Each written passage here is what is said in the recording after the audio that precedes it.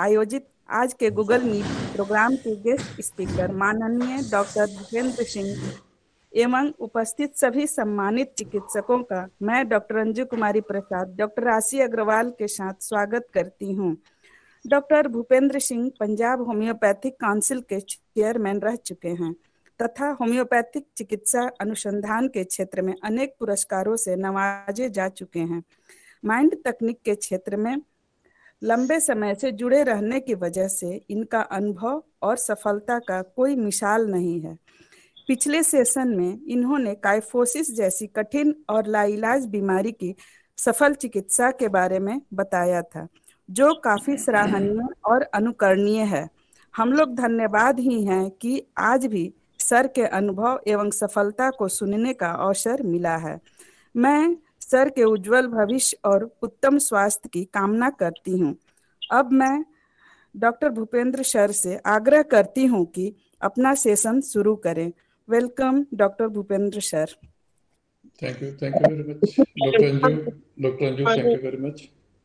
आज का जो विषय होगा वो विषय है कि सैगल टेक्निक के ऊपर बात होगा। तो सर सैगल टेक्निक के ऊपर कुछ प्रकाश डालेंगे, मेरा ऐसा सर से निवेदन है। तो sir thank you doctor Mandpi. Yes doctor dear doctor Sanjay Mandpi ji, doctor Ashi, doctor Ashok ji, and other organizers of this webinar, and dear delegates. I think it's our first meeting in this new year. So first of all, Happy New Year to everyone. और मैं ये दुआ करूं परमात्मा से कि जो team आपकी चल रही है, ये टीम ऐसे ही एक स्ट्रेंथ बन के चलती रहे, जो एक होम्योपैथी सिस्टम की डेवलपमेंट के लिए जो आप काम कर रहे हैं, it's very really great job. So सबसे पहले मैं एक रिक्वेस्ट करूंगा कि हम सब लोग प्रे करें। शायद आपको सभी को मालूम होगा डॉक्टर संजय कि हमारे बहुत प्यारे दोस्त डॉक्टर एएस मान, he is contesting assembly election. आपको मालूम है इस बात का? जी सर। डॉक्टर मान, हाँ डॉक्टर मान जो इस असेंबली में जो कंटेस्ट कर रहे हैं, तो हम सभी लोग दुआ करें कि जब डॉक्टर मान से अगली बात हो तो वो एमएलए बन के हमारे सामने आए। ये सारे हम प्रे करें। सर हम सभी की शुभकामनाएं और हम उनको शुभकामनाएं प्रेषित कर चुके हैं। Okay thank you. पंजाब में एक होम्योपैथी का प्रतिनिधित्व मिलेगा डॉक्टर मान सर के ओर से। बिल्कुल। हाँ, आज हम ज्यादा टाइम, क्योंकि वक्त बहुत कम होता है घंटे का, तो हम जल्दी से शुरू करेंगे। उम्मीद है कि जो लास्ट हमने किया था, कॉकुलस का फेस किया था, वो सभी लोगों की रूटीन प्रैक्टिस में एप्लीकेबल हो गया होगा। शुरू में कुछ फेलियर्स मिलती हैं, जैसे मैंने लास्ट आपको बोला था कि I am the follow of Guru Nanak Dev ji. और गुरु नानक देव साहब पातशाह ने जो गुरु का दर्जा दिया, वो शब्द को गुरु का दर्जा दिया। शब्द मीन्स वर्ड्स, एक वर्ड को गुरु का दर्जा दिया, एक वर्ड। और similarly in this system, in सैगल system, this is the game.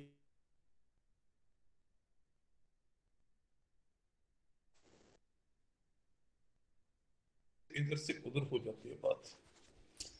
मैं डॉक्टर आशी प्लीज डोंट माइंड, मैं बात वहीं से शुरू करूंगा।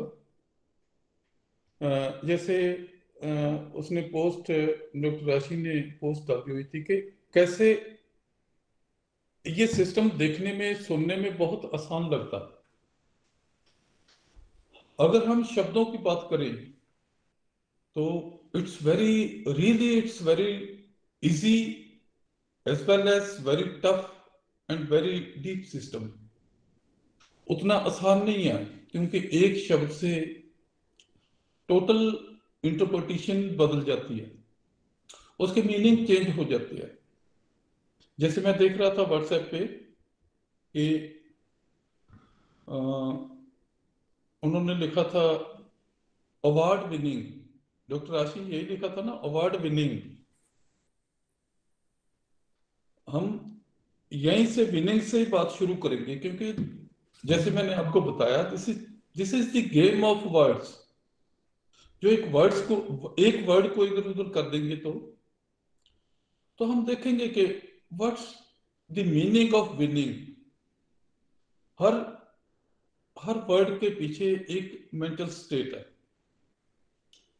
विनिंग और एक इसका जो राइवल वर्ड है अटेन और achievement.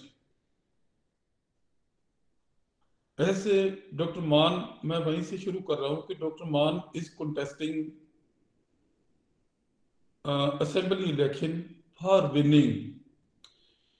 Behind winning, what's the process? You have to defeat someone. You have to defeat your rival. और दूसरा जो वर्ड था, सेकंड वर्ड इज अटेन और अचीवमेंट। इसका मतलब है to succeed in getting something after a lot of efforts. Efforts winning के पीछे भी है, एफर्ट्स अटेन के पीछे भी है, एफर्ट्स फोनेटिक के पीछे भी है, और एफर्ट्स जो एम्बिशन के पीछे भी है। लेकिन इन सभी का मतलब, इस सभी के पीछे एक अलग अलग मेंटल स्टेट काम करती है। किसी को विन करना है तो उसको दूसरे को डिफीट करना पड़ेगा। अगर किसी को कुछ चीज अटेन करनी है, कुछ अचीव करनी है, तो उसके लिए उसको एक अनटायर्ड एफर्ट्स करनी पड़ेगी।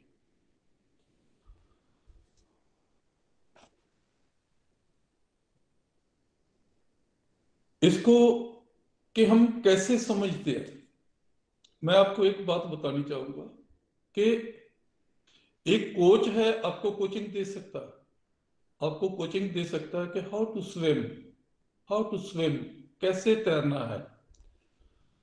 उसके बाद वो आप पे डिपेंड करता, आपकी आर्ट है, आपकी एबिलिटी है, आपका एनर्जी लेवल है, आपकी एफर्ट्स है कि उस विनिंग को आप स्विमिंग को किस लेवल तक लेके जाते हो। सिमिलरली जब हमने डॉक्टर सहगल को हमने जब फॉलो करना शुरू किया, तो शुरू में हमारे मन में बहुत सवाल थे। मैं आज मेरे पास फोटो में कोशिश करूंगा कि जो मैंने पहला केस, जो फर्स्ट केस सॉल्व किया था, उस केस का भी मैं जिक्र करूंगा कि कैसे हम एकदम, जो एक टर्निंग पॉइंट बन गया हमारी प्रैक्टिस का वो केस। तो आज हम यही कोशिश करेंगे कि मैं सिर्फ आपको ये सिखा सकता हूं कि किसी बात को समझना कैसे है, और फिर रूब्रिक्स को पढ़ना, रूब्रिक्स की स्टडी करना, वो आप पे डिपेंड करता है कि आप कहाँ तक उसको ले जाते हैं, आपकी एबिलिटी क्या है, आपकी आर्ट क्या है, आप में आपकी एफर्ट्स कैसी है, आपकी कोशिशें कैसी है। एक छोटा सा केस, जैसे मेरे को डॉक्टर संजय पूछ रहे थे कि टॉपिक क्या रहेगा। मैं आपको सही बताऊं कि मेरे को एंड तक की खुद को मालूम नहीं होता कि मैं किस सब्जेक्ट पे बोलने वाला हूं, क्योंकि मैं सिचुएशन को वॉच करता रहता हूं कि कैसी सिचुएशन बन रही है, कैसे जो प्रेजेंट जो ऑडियंस कैसी है, तो उसी लेवल से मैं बात करनी शुरू कर देता हूं। आज भी मैं क्लियर नहीं था कि कहाँ से बात शुरू करूंगा, तो जब मैंने स्टेटस पढ़ा कि प्राइज विनर, तो फिर मेरे को एक आइडिया आया कि यहीं से शुरू करनी चाहिए, क्योंकि डॉक्टर सहगल जो सिस्टम है वो तो शब्दों पे टिका हुआ है बिल्कुल। मैं एक छोटा सा एक केस आपको बताता हूँ, लेटेस्ट केस।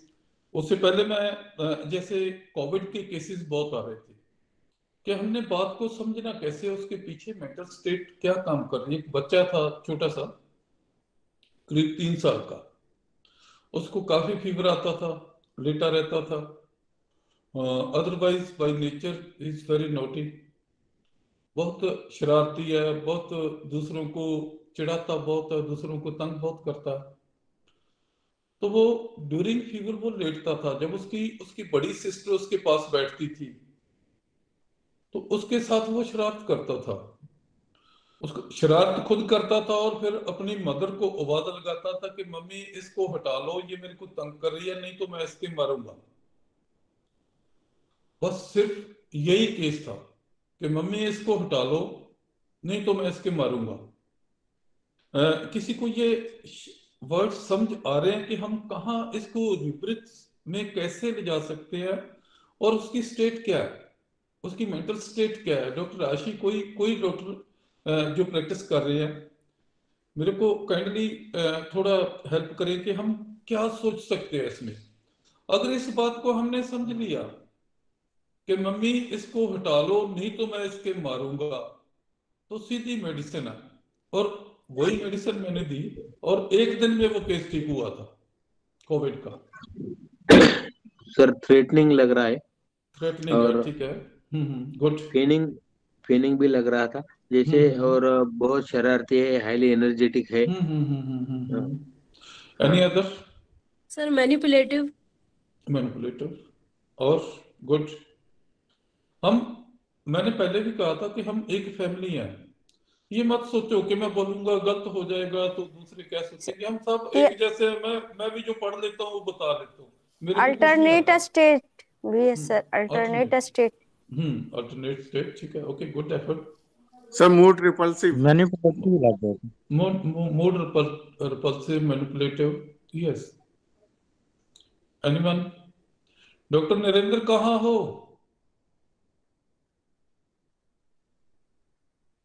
शायद वो डिस्टर्ब फील कर रहा है। हाँ जी, क्या कर रहा है? हेलो, डिस्टर्ब फील कर रहा है वो सिस्टर से शायद। हाँ, मैंने जैसे अब सुनिए, ठीक है, गुड एफर्ट्स फ्रॉम एवरीवन। कि वो क्या रहा है कि मम्मी इसको हटा लो, ये क्या है? ये कंप्लेंट है, ये उसकी कंप्लेंट है कि ये मेरे को तंग कर रही है, राइट? हमें क्लियर? वो मम्मी को शिकायत कर रहा है कि ये मेरे को तंग कर रही है, और साथ में क्या कर रहा है कि इसको हटा लो, नहीं तो मैं मारूंगा। नहीं तो मारूंगा, ये क्या है? ये थ्रेट है।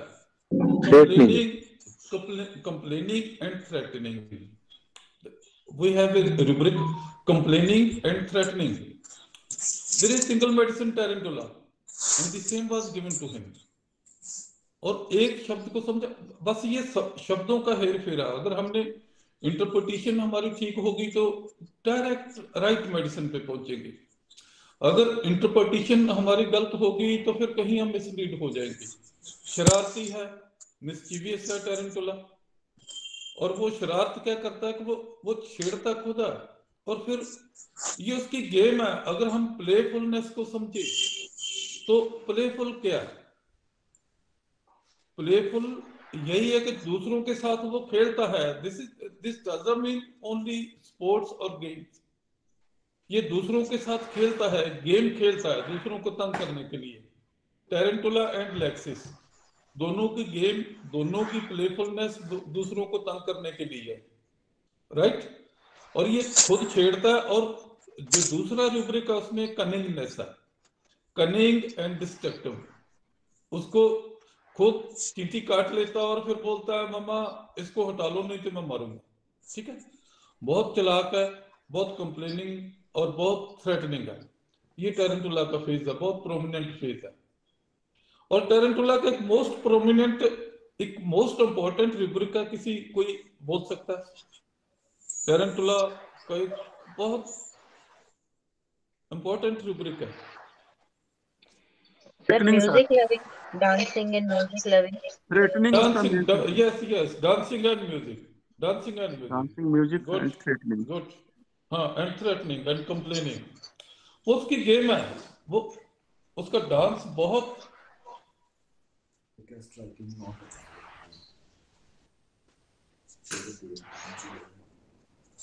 हाँ। एक रूब्रिक और इसमें टैरेंटुला का है, where tarantula is single, striking, observed when not, striking, observe when not, इसके पीछे वही मेंटल स्टेट, वही कनिंगनेस वाली आ जाती है। Cunning, in old books there was single medicine, cunning and destructive. Cunning का अगर मतलब हम लें तो कनिंग का मतलब ही डिस्ट्रक्शन है। That second meaning is destruction, cunning and destruction. There is, in old books there was single medicine tarantula. A few other medicines have been added in new books. एक मैं छोटा सा केस आपको दिखाता हूँ। वो केस मैं आपको थोड़ा बता दूं, because the video is in Punjabi. उसको फीवर आ रहा है 2 दिन से, बहुत सीवियर सर्वाइकल पेन है और सीवियर नोजिया है and very severe burning in epigastric region which indicating to hyperacidity। ये केस है। और उस केस के बारे में पहले मैं आपको बता दूं कि अगर उसको आपने सही ऑब्जर्व कर लिया तो हम वेरी इजीली मेडिसिन पे पहुंच जाएंगे। और उसका जो फॉलो अप था, just after half an hour you will see the follow up, कि हम कैसे समझना कैसे है। मैं बार बार कह रहा हूं कि हम सिर्फ, एक ड्राइवर है वो सिर्फ ये सिखा सकता है कि गाड़ी चलाने की टेक्निक क्या है। वो रोड मैप कभी नहीं दिखा सकता आपको कि ये रोड कहाँ से जाएगी कहाँ जाएगी, ठीक है। वो आपकी अपनी काबिलियत है। कोई बहुत आगे भी जा सकता है, कोई बहुत पीछे भी रह सकता है। ये एक रेस है, वो अपनी अपनी काबिलियत पे डिपेंड करता है कि हमारी एबिलिटी क्या है, हमारी आर्ट क्या है। तो अगर हमने सही ऑब्जर्व कर लिया तो सभी प्लीज उसको अच्छी तरह देखेंगे। मैं 2 बार दिखाऊंगा, छोटी सी वीडियो है। तो वो कहती क्या है, जब मैंने उससे सवाल पूछा वो क्या कहती है, मैं साथ साथ में वो ही बताता जाऊंगा। कंसंट्रेट कीजिएगा।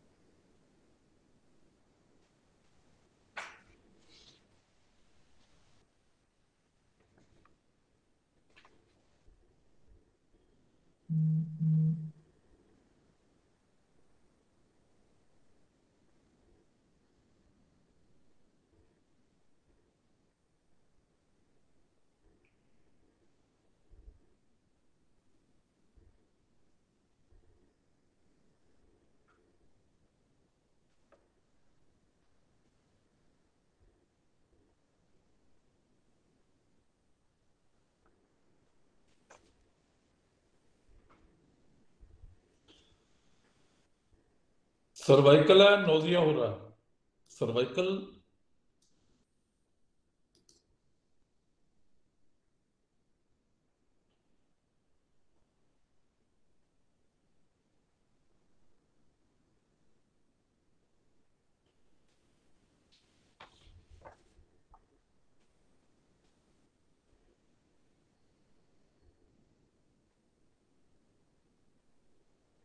एक मिनट। हाइपर एसिडिटी हो रही है। लास्ट नाइट मेरे को थोड़ी छींक आई, स्नीजिंग हुआ, उसके बाद फिर जलन होनी शुरू हो गई, बुखार हो गया और सर्दी लगनी शुरू हो गया, सीवियर नोजिया हो रहा है। यस।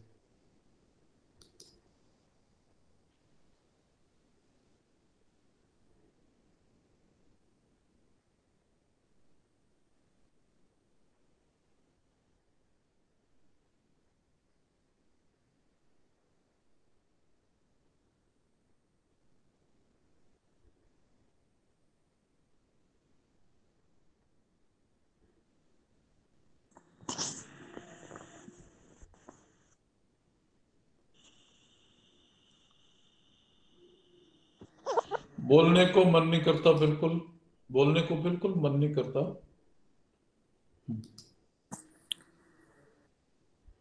सब पेशेंट की आवाज बिल्कुल नहीं आ रही है।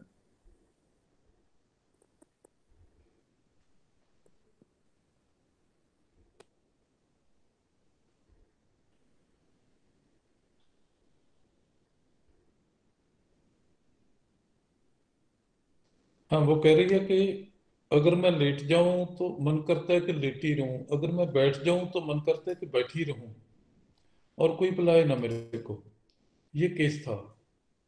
तो क्या क्या सोच सकते हैं हम? मैं बार बार कह रहा हूं कि अगर ऑब्जर्वेशन आपकी राइट रहेगी तो राइट मेडिसिन पे पहुंचेंगे। Gelsemium sir, gelsemium. अरे bed remain desire sir. But sir ठीक है, मेडिसिन पे मत Disturbance swing, sir. Disturbance too. Quite want to be. Repose and tranquility desire.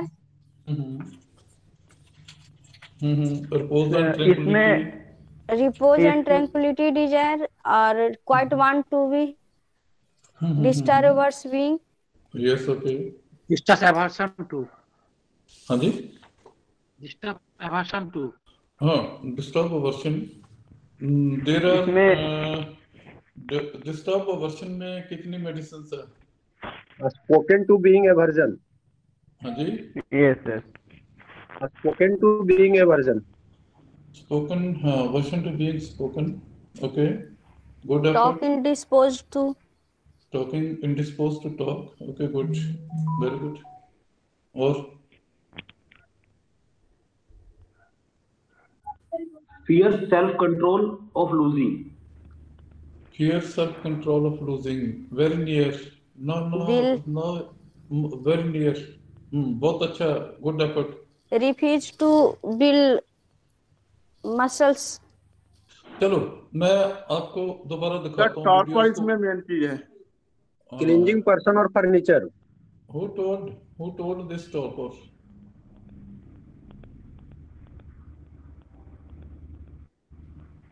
Yes. Doctor Jaswal दोबारा बोलिएगा प्लीज, आपने कुछ कहा था। टॉर्पर मैंने बोला था, टॉर्पर इसमें है। Yes, very good. जो आपने पहले भी पढ़ाया था पिछली बार जेलसेमियम में सर। देखो मैं इसीलिए इस केस को चुना जी कि ये बेड डिजायर के साथ कंफ्यूज कर रहा है। उसको देखिए, उसको एक बार फिर देखिए अच्छा से। दोबारा लाओ।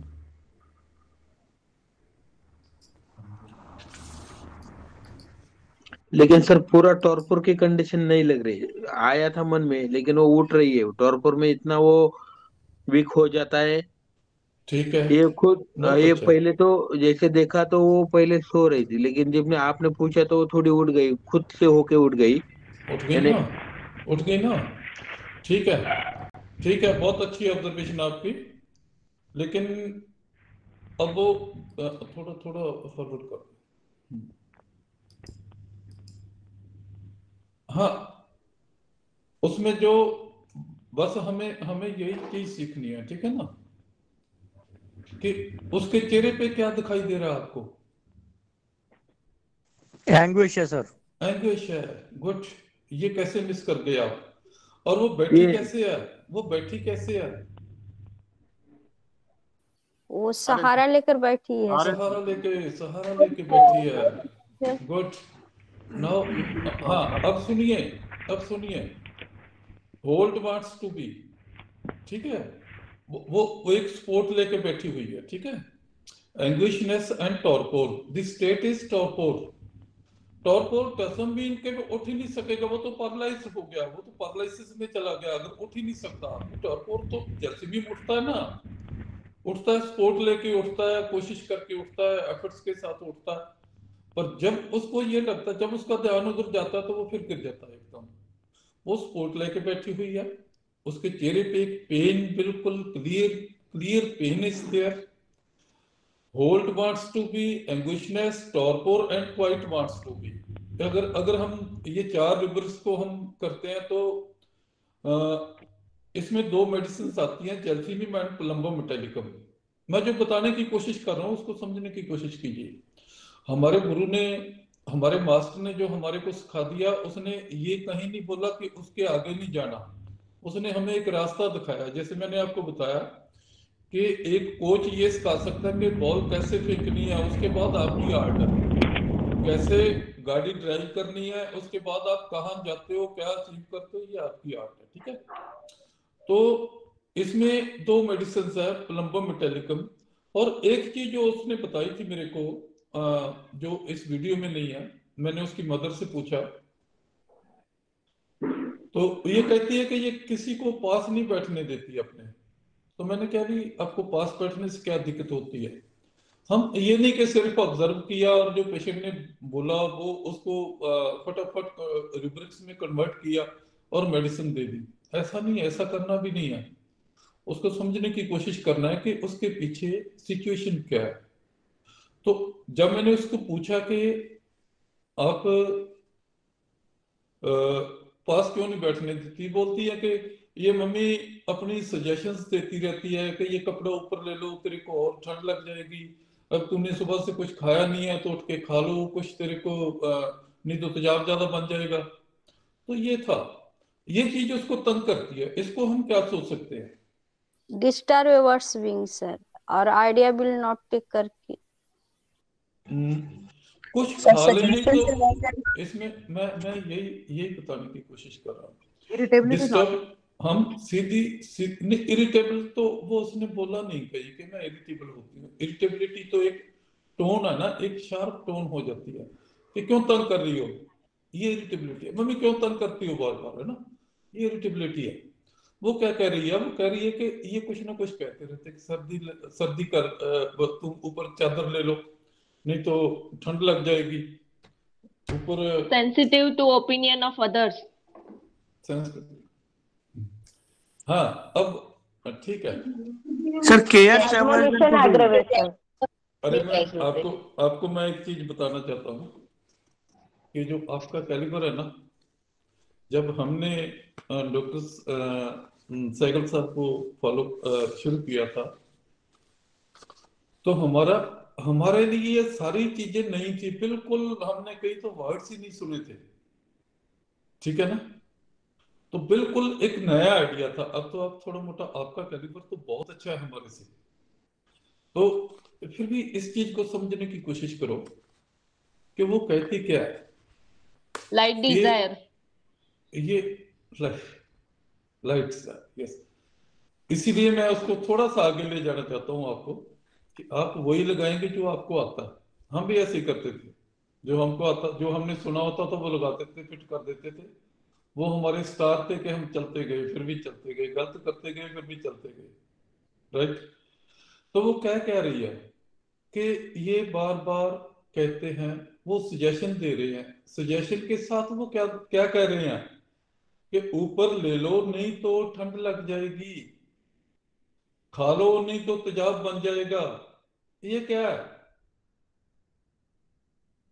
वो सिर्फ सजेशन नहीं दे रही, उसको वार्न भी कर रही है, ठीक है ना। एडमोनिशन है sir, admonition, this is admonition, good.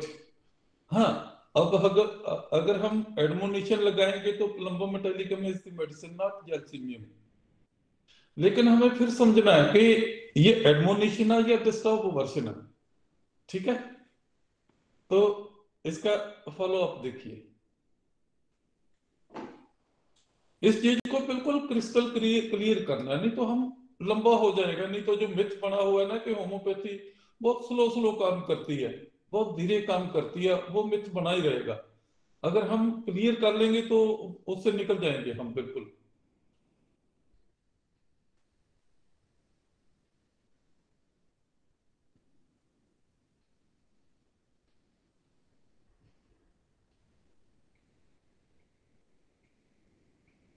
पहले सिर में उठा नहीं सकती थी, अब मैं सिर उठा सकती हूँ। आपको ये मैं बता दूं, ये सिर्फ आधे घंटे बाद का वीडियो है। जो मेडिसिन फर्स्ट मेडिसिन दी थी उसके आधे घंटे बाद का वीडियो है ये।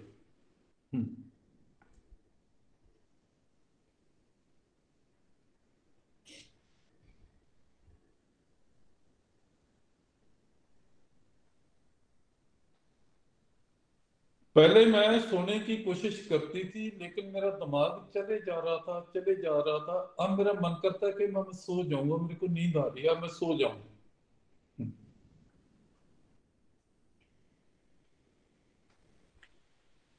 Rest desire.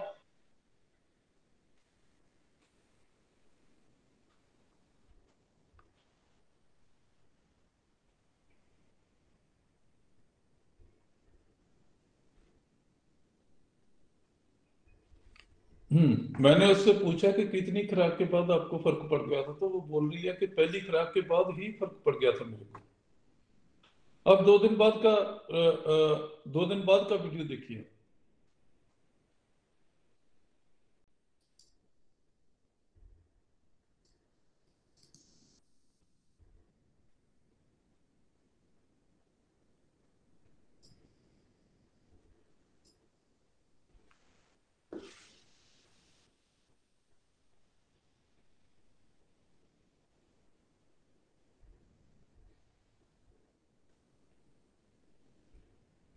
ठीक है, ठीक है। हाँ, चेंज लग रही है ना? Yes, sir. She is quite happy and cheerful. Quite happy and cheerful. और आधे घंटे के बाद का जो वीडियो देखा आपने, कभी सोच सकते हैं कि कभी एलोपैथी लेके भी इतने आधे घंटे के बाद इतनी ड्रास्टिक चेंज आएगी पेशेंट में? बिल्कुल, who was in torpor state, who was not able to sit without support. और कभी ये सोच सकते हैं? हाँ, अब इसको हमें मेरे सामने ये था, बस एक ही था कि torpor and anguishness was very clear and quite was to be very clear. तो मेडिसिन आ रही थी तो मेरे को ये क्लैरिफाई करना था कि ये इज इट डिस्टर्ब अवर्शन और इज इट एडमोनिशन एग्रावेशन? ठीक है, करना चाहिए कि नहीं? तो yes, उसकी जो पहली वर्जन थी कि अगर मैं बैठ जाऊं तो मन करता है कि बैठी ही रहूं, अगर मैं लेट जाती हूं तो मेरा मन करता है कि लेटी ही रहूं। ये this indicating it was disturb aversion 2 and gelsemium 30 was given to her 3 doses. और वो कह रही है कि फर्स्ट, हाँ, अगर ये एडमोनिशन होता, डिस्टर्ब अवर्शन नहीं होता, तो definitely medicine was plumbum and sir plumbum फेनिंग में भी है, फेनिंग में भी है प्लम्बम, ठीक है। जेलसेमियम तो फेनिंग में नहीं है। प्लम्बम और जेलसीमियम को हम डिफरेंशिएट कैसे करेंगे? एक्चुअली में क्या होता? हाँ, बोलिए। जेल्स में सर मेन जो रहेगा ना, वो फियर ऑफ लूजिंग कंट्रोल रहेगा। टॉर्पोर में रहता ही है, टॉर्पोर में ये कंट्रोल लूजिंग तो रहता ही है। मैं आपको बताता हूं कि जेलसीमियम का जो दोनों पैरालिटिक मेडिसिन है, जेलसीमियम एंड प्लम्बम मेटालिकम, ठीक है। जो बात मैं कह रहा हूं कि हमारे मास्टर ने कहीं नहीं कहा कि इसके आगे, शब्दों के आगे मत जाओ। शब्द हमारा बेस है और उससे ढूंढना क्या है? Mental state. और मेंटल स्टेट के पीछे हम पैथोलॉजी भी अगर ढूंढ ले तो और ज्यादा पक्का हो जाता है। जेलसीमियम का मेन इफेक्ट कहाँ पे है? बॉडी के किस पार्ट पे ज्यादा? नर्वस सिस्टम पे sir. Nervous system, motor nervous system पे, spinal cord nervous, motor nervous system पे। उसका इफेक्ट जो मोटर नर्वस सिस्टम पे होता है तो पैरालिटिक कंडीशन में चला जाता है। और जो प्लम्बम मेटालिकम का जो इफेक्ट होता है वो ब्रेन और स्पाइन के डिजनरेशन होती है उसमें। That's why he goes into torpor state. वो होल्ड दोनों नहीं कर पाते। अगर ब्रेन के सेल डिजनरेट होंगे, स्पाइन के सेल डिजनरेट होंगे, तो भी पैरालिटिक कंडीशन आएगी और होल्ड नहीं कर पाएगा। अगर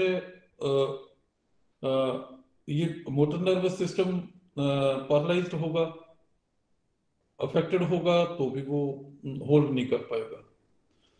बस ये तो ऐसे ही आ गया केस बीच में, क्योंकि कोविड का चल रहा है। कोविड का जो बहुत वहाँ आपके यहाँ तो पता नहीं कितने चल रहे हैं, लेकिन पंजाब में बहुत है केसेस।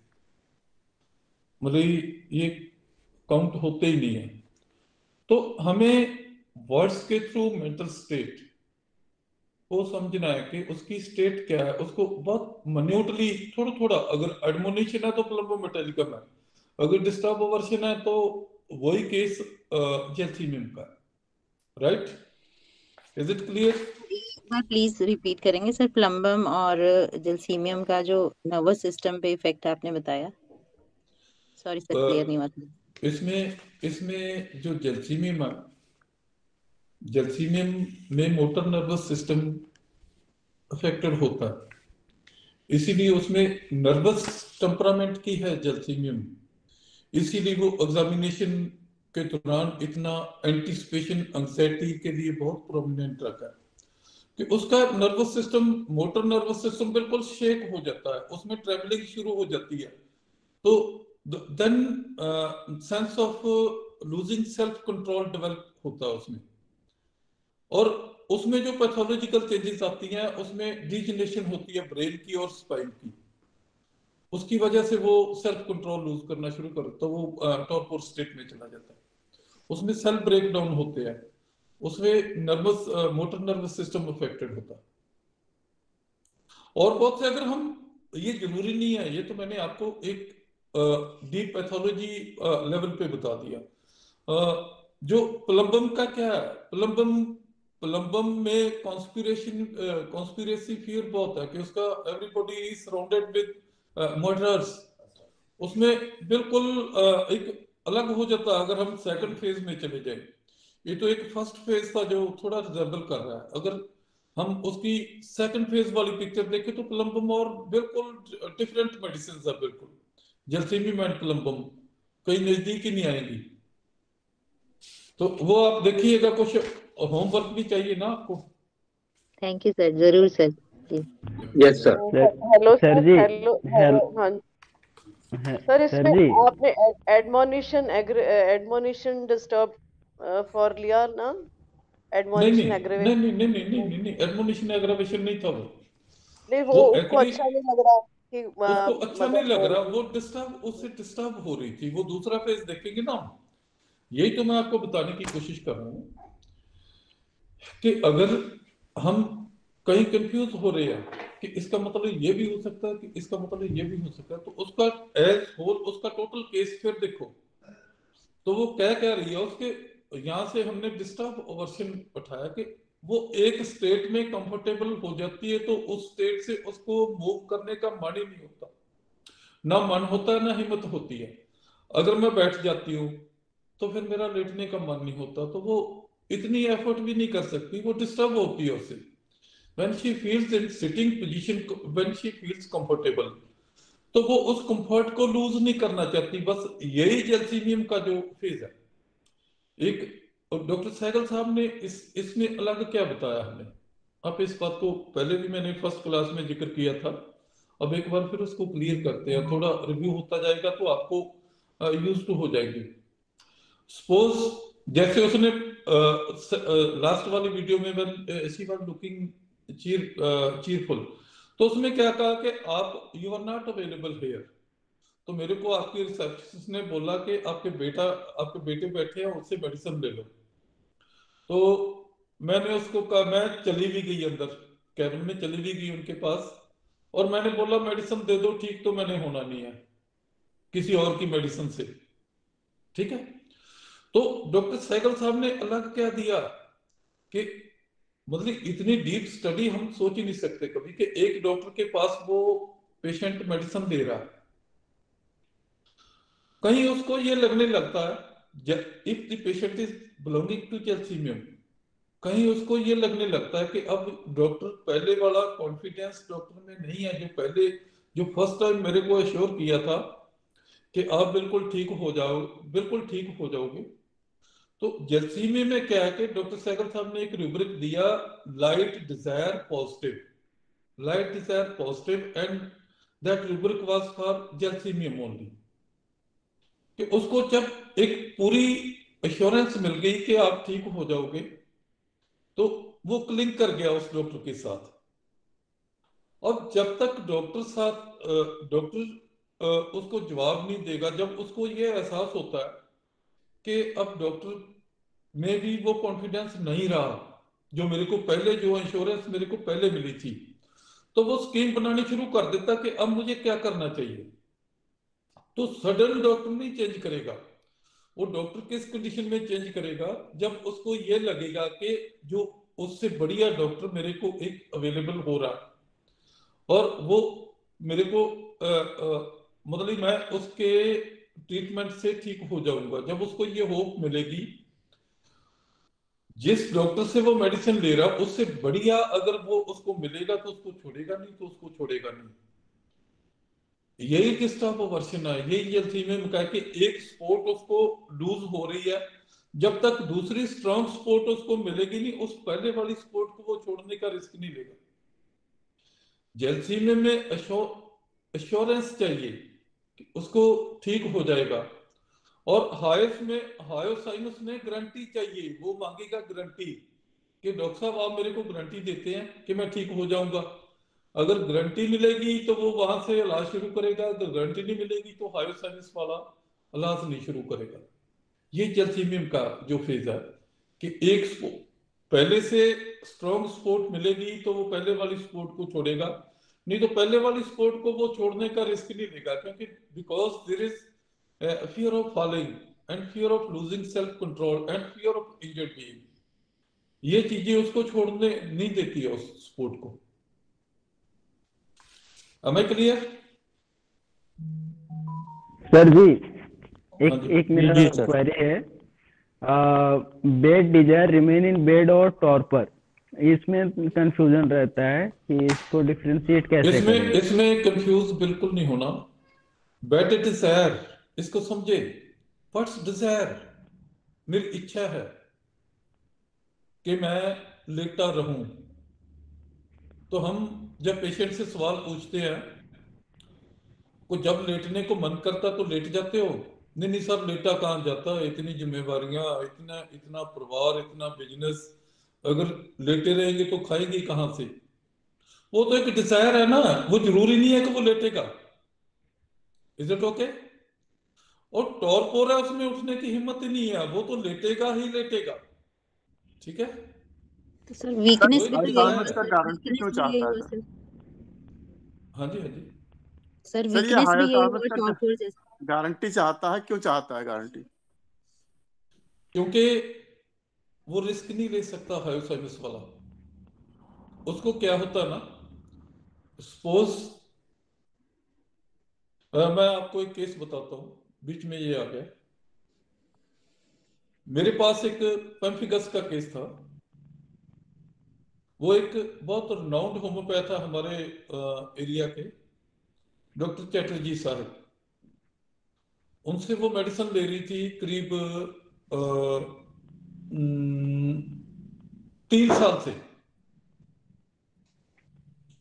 अब उसका फादर मेरे पास आता है, उस लड़की का, वो मैरिड कहीं और है, और उसका फादर कह रहा है कि तू इस डॉक्टर से मेडिसिन ले ले, ये डॉक्टर अच्छा है और नजदीक भी है, अप्रोचेबल भी है, और इनका एक्सपीरियंस ज्यादा इन बीमारियों में। लेकिन वो वहां छोड़ने के लिए तैयार नहीं है, क्योंकि वो कह रही थी कि मेरे को 20-30% आराम था, 3-4 साल में 20-30% रिलीफ था, और वो ये कह रही थी कि उस डॉक्टर को मेरी पूरी समझ है, अगर मैं नए डॉक्टर के पास जाऊंगी उसको समझ आएगा या ना आएगा, जो मेरे को 20-30% जो रिलीफ मिला है वो कहीं मैं वो भी लूज ना कर दूं जो मेरे पास है। इसीलिए वो गारंटी चाहता है, because hyoscyamus is very suspicious personality. वो किसी पर ट्रस्ट नहीं कर सकता जल्दी। तो उसको मैंने इसी बात पे मैंने उससे सिर्फ एक ही सवाल पूछा कि तूने 8 महीने डॉक्टर चेंज करने के लिए लगा दिए, क्यों? वो बोली कि मेरे को ट्रस्ट नहीं आ रहा था, मेरे को सिर्फ यही डर था कि कहीं मैंने जो 20-30% मेरे को रिलीफ मिला मैं उसको भी लूज ना कर दूं। There is in gelsemium there is fear of lose of capital, जो मेरे पास है मैं कहीं वो भी लूज ना कर दूं, मैं इसका इंटरेस्ट के चक्कर में कहीं मैं इसीलिए वो कभी लॉटरी नहीं लगाता, कभी गैम्बलिंग नहीं करता हाई सर्विस वाला, क्योंकि उसको ये डर रहता है, रिस्क नहीं लेना चाहता वो। सर वीकनेस और टॉर्पोर में डिफरेंशिएशन बताइए सर प्लीज। हम ऐसे अगर करते रहे ना, वीकनेस और टॉर्पोर है ना, वो सर दोनों ही लेटे रहते हैं, दोनों का ही उठने का मन नहीं करता, दोनों ही बहुत कमजोर दिख रहे होते हैं। नहीं, वो तो फिर उसके वर्ड्स तो कुछ बोलेंगे ना, डिफरेंशिएट तो वो जो उसके वर्ड्स होंगे। टॉर्पोर तो लेटा है, उठने की हिम्मत ही नहीं है। हाँ जी सर टॉर्पर में जनरली आंखें भी क्लोज रहती है बिल्कुल सब तरह से, वो एकदम से वो एक ड्राउजी स्टेट ड्राउजी, हाँ सर, एकदम निद्रा की अवस्था में रहती है। वीकनेस तो टॉर्पर एक नशे जैसी स्टेट में, वीकनेस में वैसा जरूरी नहीं है। एक्चुअली में क्या होता है ना, टॉर्पोर में मसल्स जो टिश्यू पे करते हैं वो सपोर्ट नहीं करते, मसल सपोर्ट नहीं करते। वीकनेस एक general weakness is concern with energy level, वो एक एनर्जी की बात है, वो एज जनरल है। और जो वीकनेस है, जो टॉर्पोर है, वो एक टेम्परेरी जो फेज है, और उसमें मसल्स जो बिल्कुल टॉर्पोर में क्या होता है कि टॉर्पोर में है कि एक शरीर अगर हम हिंदी में लगाएं या पंजाबी में लगाएं तो एक मिट्टी बना हुआ है, बिल्कुल मिट्टी बना हुआ है। अब हम मिट्टी को लें, उसको विदाउट सपोर्ट खड़ा किया ही नहीं जा सकता। अगर मिट्टी को सपोर्ट देंगे तो वो खड़ी है, जब उसकी सपोर्ट छोड़ देंगे तो फिर नीचे आ जाएगी, अपने ग्राउंड पे आ जाएगी, ठीक है ना। यही स्टेट टॉर्पोर की है जो और वीकनेस तो एक जनरल टर्म होगी ना कि मेरे को वीक फील हो रहा है, और वीक जरूरी नहीं है कि वो लेटा रहेगा। अब ऐसे हम बढ़ते जाएंगे तो वीक है और फिर एमेसिएशन है। ਵੀਕਨੈਸ ਅਸੀਂ ਕਿਸੇ ਵੀ ਡਿਜ਼ੀਜ਼ ਨਾਲ ਐਸੋਸੀਏਟ ਕਰ ਸਕਦੇ ਹਾਂ, ਬਟ ਟੌਰਪੋਰ ਅਸੀਂ ਸਿਰਫ ਪੈਰਾਲਿਟਿਕ ਕੰਡੀਸ਼ਨ 'ਚ ਹੀ ਕੰਸੀਡਰ ਕਰਾਂਗੇ। हाँ वो उसी तरह का ये तो पता की है। बट सर जो कोविड में केसेस आ रहे हैं उसमें पेशेंट्स इतना फटीग है कि वो चल नहीं पा रहा, वॉशरूम तक नहीं जा रहा। वो टॉर्पोर स्टेट में आ जाते हैं। सर इस पर मैं थोड़ा सा प्रकाश डालना चाहूंगा टॉर्पोर पे और वीकनेस पे। वीकनेस तो मेंटल कंडीशन है, टॉर्पोर में एक्चुअल में क्या होता है कि जब व्यक्ति कहता है कि शरीर निचुड़ा सा है, खत्म सा शरीर है, थका मांदा सा है, बिल्कुल नहीं जा रहा है, तो ये चीज आ गया। और तो एक जर्नल हो गया, हर चीज में वो अप्लाई हो सकता है। अब मैं आपको एक सजेशन दूंगा कि आपके जो स्पीकर है ना, वो आपको एक रास्ता दिखा सकते हैं, ठीक है ना। तो you are practitioner, you are in practice, तो वो अपने खुद क्या करोगे? अगर आप जो जैसा मैं बताऊंगा वैसा ही करते जाओगे, this is very clear imitation, और इमिटेशन है वो कभी सक्सेस नहीं मिल सकता आपको। आप इसको सुनिए और समझने की कोशिश कीजिए, उसके बाद प्रैक्टिकली अप्लाई कीजिए। एक बार गलत होगा, 2 बार गलत होगा, 3 बार गलत होगा। अगर हम ऐसे वर्ड्स को डिफरेंशिएट करने की कोशिश करेंगे फिर डिफरेंशिएट नहीं कर पाओगे आप, ठीक है ना। फिर तो हम वही फंस जाएंगे। क्वेश्चन जो ज्यादा इंक्वेस्टिव लोग होते हैं वो फंस जाते हैं, स्टक हो जाते हैं। उससे निकलना है हमें, उससे तो निकलना है। Is it okay? सर एक छोटी सी कंफ्यूजन है, वो काइंडली अगर दूर कर दें। ये सर आपने जैल्सीमियम और हायोसियामस के माध्यम में बताया कि वो जो है ना वो मरीज उसको छोड़ना नहीं चाह रहा, तो इसमें एक और हमारे पास जो रुब्रिक आता है उसमें कंफ्यूजन आती है, delusion charmed and can not break the spell. उसमें फिर हम किस तरह इसको डिफरेंशिएट करेंगे? मैं आपको सही बताऊं, अपनी प्रैक्टिस की जो मैं बात बताता हूं, मैंने कभी ऐसे रुब्रिक अप्लाई नहीं की है जो डिलीरियम वाले रुब्रिक्स है ना। मैं सिर्फ पेशेंट की बात, मैं आपको 2 केस बताता हूँ, 2 केस मैंने शेयर करने हैं आपके साथ। अभी फिर हमारा टाइम बहुत कम हो जाएगा, ठीक है ना। तो डिलीरियम वाला, मैंने डिलीरियम वाला रूब्रिक अपनी प्रैक्टिस में कभी लगाया ही नहीं, ठीक है। ये डॉक्टर मान, डॉक्टर नीलम कभी क्लास लेंगी तो उनसे, क्योंकि एक टीम बनती है कि जरूरी नहीं है कि कंप्लीट कोई आदमी नहीं हो सकता, ठीक है ना। मैं अपने लेवल से, अपने माइंड से प्रैक्टिस करता हूँ, जो दूसरा स्पीकर बोलेगा वो अपने तरीके से प्रैक्टिस करेगा। मैं तो आपको सिर्फ प्रैक्टिकल टिप्स दे रहा हूँ कि हायोस रिस्क नहीं लेता, जो है वो लूज नहीं करना चाहता, ठीक है। और जर्सीमियम को एक इनसिक्योरिटी है कि विदाउट सपोर्ट वो चल नहीं सकता, इसीलिए उसको इंश्योरेंस चाहिए, वो लाइट है, और इसको गारंटी चाहिए, ये रिस्क है, सस्पिशियस है, ठीक है। मोटा मोटा ये समझ लीजिए आप। हम अगर वर्ड्स में एक रूब्रिक पे स्टक कर जाएंगे तो फिर तो हम फेलियर की तरफ जाए, हमारे रास्ते बंद हो जाएंगे। इस केस को बहुत ओपन कोशिश करो, ठीक है। ठीक हो गया। मैं आपके साथ 2 केस शेयर करता हूं, दोनों की एक ही मेडिसिन के वो डिफरेंट शेड्स है, तो आप कोशिश कीजिएगा उसमें कॉमन क्या है, बस आपको यही सुनना है। 2 केस मैं आपको सुनाता हूं कि मैं आपको सिर्फ ये बताने की कोशिश कर रहा हूं कि हम पेशेंट की मेंटल स्टेट को उसके शब्दों से, उसकी एक्टिविटी से कैसे समझते हैं, बस यही सीखने की कोशिश करनी है। ये हम सीखेंगे अगर हम बिल्कुल ब्लैंक माइंड से बैठेंगे, ठीक है ना। ब्लैंक माइंड में तो कुछ प्रिंट होगा आपके दिमाग में। If you are full with questions तो फिर आपके दिमाग में कुछ नहीं होगा, आप तो फुल ही रहेंगे, तो आपको नया तो कुछ मिलने वाला नहीं है, ठीक है ना।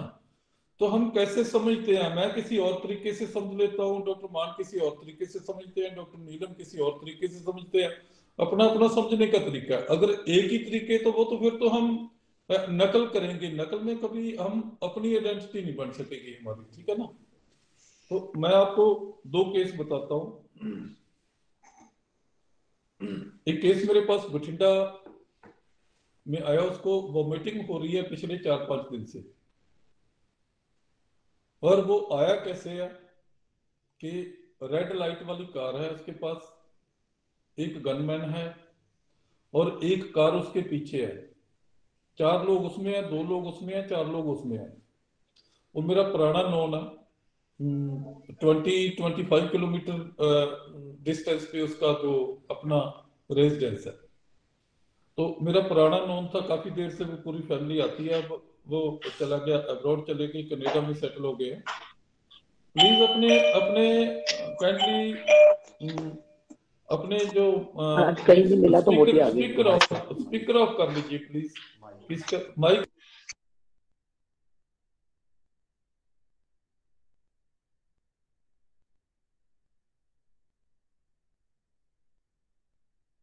सर आप म्यूट हो गए हैं। सर आप म्यूट हो गए। सर आप म्यूट हो गए sir. Hello. Okay sir continue करिए। ओके। हाँ, ये केस 50 इयर्स ओल्ड जो मेल पर्सन है, लाल बत्ती वाली कार में आया, 2, एक गनमैन उसके साथ है, एक ड्राइवर उसके साथ है, और 4 लोग उसके पीछे है। और वो तो मेरे को बोलने लगा आके कि डॉक्टर साहब मेरे को आज थोड़ा जल्दी है, थोड़ी पहले मेडिसिन दे दो। मैं जो आपको बताने की कोशिश कर रहा हूँ उसको समझने की कोशिश करो, बस आप क्वेश्चन अपने बिल्कुल डिलीट कर दो एक बार। तो उसने बोला क्या कि मेरे को जल्दी दवाई दे दो, आज मेरे को जल्दी है। तो मेरे को बस सिर्फ उसकी जल्दी समझनी है। अगर उसकी जल्दी क्या है वो समझ आ गई तो मेडिसिन, राइट मेडिसिन पे पहुंच जाएंगे हम। अगर मैं उस जल्दी को इग्नोर कर दिया, उनके वर्ड्स को इग्नोर कर दिया, तो मैंने हंस के, क्योंकि मेरा पुराना जानकार था, संधू साहब क्यों आप तो इतनी जल्दी में कभी होते नहीं, आज क्या हुआ। तो मैं मेरे को बताने लगा कि मेरे गांव में मिनिस्टर आए हुए हैं, हमारे जो एमएलए है वो मिनिस्टर है, वो आए हुए हैं, आज पूरे दिन का फंक्शन है, और मेरे को 5 दिन से उल्टी लगी हुई है, और मेरी ड्यूटी लगी है वहाँ मेस में, किचन में, हॉस्पिटलिटी, टोटल हॉस्पिटलिटी, वो एज इंचार्ज मैं उस फंक्शन में काम कर रहा हूँ। और मैं जब मिनिस्टर साहब को मिला तो उन्होंने मेरे से पूछा कि Sandhu why are you looking so sad today? Why are you looking so low? तो मैंने उनको बताया कि सर मेरे को 3 दिन में उल्टी लगी है और मेरे को टाइम ही नहीं मिला। अब मैं यहाँ बिजी था अरेंजमेंट में, आपका जो प्रोग्राम था। तो मेरे को बोले मिस्टर संधू पहले आप जाके दवाई लेके आओ। तो मैंने उनको बोला कि मैं बठिंडा जाना पड़ेगा और जाओ पहले मेडिसिन लेके आओ। मैंने उनको बोला कि सर मेरी तो 2 कार है मेरे पास, वो दोनों आपके फंक्शन में बिजी है, कहीं गई हुई है बाहर। तो मिनिस्टर साहब बोले कि ये मेरी कार ले जाओ और गनमैन ले जाओ और तुम पहले मेडिसिन लेके आओ, ये तो सारा दिन चलेगा, फिर बीमार होगे, ज्यादा होगे तो हमारा प्रोग्राम अपसेट हो जाएगा। तो मैं कार लेके निकला वहां से, तो रास्ते में मेरे वाली कार भी मिल गई। तो मैंने उनको कहा कि फॉलो मी, आप भी मेरे पीछे आ जाओ। तो डॉक्टर साहब आप तो जानते हैं कि ये काम जो हॉस्पिटलिटी वाला ये काम है, ये सबसे ज्यादा मुश्किल काम है और मेरे को ऐसे मेडिसिन दो मैं जल्दी जल्दी ठीक हो जाऊं, तो मैं अपना, नहीं तो फिर मेरी इमेज खराब हो जाएगी। वह यही केस था और मैंने, आप ये समझ लीजिए कि कितना टाइम लगा होगा इस केस को लेने के लिए, और ज्यादा से ज्यादा 4 से 5 मिनट, और 2 मिनट सिर्फ मैंने लगाए उसको एक थॉट देने के लिए कि वो क्या कह रहा है, क्या कह रहा है और कैसे कह रहा है। बस तो medicine was given and after that no vomiting. वो मेरे पास आते रहते थे अक्सर, उसके बच्चे सारे मेरे पास ही आते मेडिसिन लेने, क्योंकि कुछ ऐसे केस ठीक हुए थे उनके कि वो बहुत ज्यादा इंप्रेस्ड थे और कहीं और सोचते नहीं थे मेडिसिन लेने के लिए। तो मेडिसिन वाज गिवन और वो फटाफट ठीक हो गया। एक केस, दूसरा केस है जो वो मैं आपको बताता हूं। ये आपको सिर्फ ध्यान से सुनना है, केसों को अंदर उतारना, और उसमें कॉमन चीज क्या है, उसमें कॉमन क्या है, बस उसको निकालना। अगर कॉमन फैक्टर हमने निकाल लिया तो दोनों की एक ही मेडिसिन है, फटाफट मेडिसिन आ जाएगी आपकी। ये केस मेरे पास गैंग्रीनस अल्सर का केस है। ये 5 साल से, पिछले 5 साल से ये उसका जख्म ऊज कर रहा है और डॉक्टरों ने बोला कि ये गैंग्रीन है, इसको एम्पुटेट करना पड़ेगा। उसके पांव पे और बैंडेज उसके बंधी हुई थी और वो ऊज कर रहा था, बहुत उसमें ऑफेंसिव स्मेल भी आ रही थी। तो 5 साल से वो मेडिसिन ले रहा। तो मेरा पहला क्वेश्चन यही था उससे कि आज यहां कैसे आए। ये क्वेश्चन मैं हर मरीज से, मेरा यही सबसे पहला क्वेश्चन यही होता है कि आज कैसे अप्रोच किया, हमें कैसे अप्रोच किया। ये उसमें माइक काइंडली, किसी का माइक चल रहा है, माइक बंद कर लो, माइक ऑफ कर लो काइंडली। Yes, thank you. तो उसने बताया कि मेरे गांव से आपके पास बहुत से मरीज आते हैं, तो बहुत मरीज ठीक हो जाते हैं, इसीलिए मैंने सोचा कि मैं भी वहां से मेडिसिन, आज एक सिस्टम चेंज करके देखते हैं कि पहले एलोपैथी मेडिसिन चल रही है, अब मैं बहुत डिप्रेस्ड हूँ। तो पूछने से कि डिप्रेस्ड क्यों, क्योंकि ये ठीक नहीं हो रहा, मेरी सारी होप्स जो खत्म हो रही हैं कि अगर मेरा पाम ऐसे ही चलता रहा तो ये तो एम्पुटेट करना पड़ेगा। तो मेरा दूसरा क्वेश्चन था कि आप काम क्या करते हैं। तो उसने बोला कि मैं गुरुद्वारा में प्रीचर हूँ, प्रीचर का काम करता हूँ। और उसके आगे उसने बताया कि डॉक्टर साहब मैं पिछले, आपको सही सही बता रहा हूँ कि पिछले कई सालों से मैं ड्रग एडिक्टेड हो गया था और अब मैंने कोशिश करके ड्रग्स तो, इंजेक्शन तो छोड़ दिए, लेकिन मैं पॉपी हस्क और ओपियम नहीं छोड़ पा रहा हूँ। और मैं 2 साल से इस गांव में रह रहा हूँ और मेरी बहुत रिस्पेक्ट बन गई है एक गांव में, इस गांव में। अब मेरे को ये डर लगता है कि अगर लोगों को पता चल गया कि एक प्रीचर ड्रग एडिक्टेड है, तो मेरी जो 2 साल में मैंने पोजीशन बनाई, वो पोजीशन बिल्कुल खत्म हो जाएगी।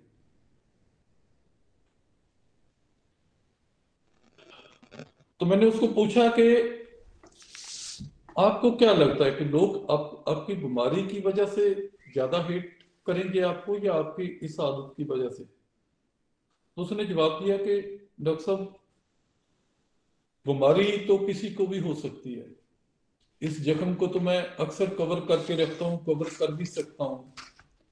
अगर मेरी एडिक्शन के बारे में पता चल गया तो मेरी पोजीशन बिल्कुल खराब हो जाएगी। बड़ी मुश्किल से बनी है पोजीशन, अब 2 साल हो गए।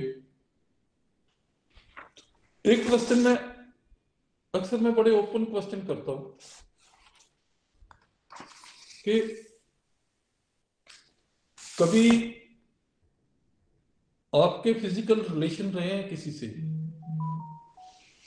तो बोला डॉक्टर साहब आप खुद ही सोच सकते हैं कि जो आदमी इतना एडिक्टेड रहा हो उसके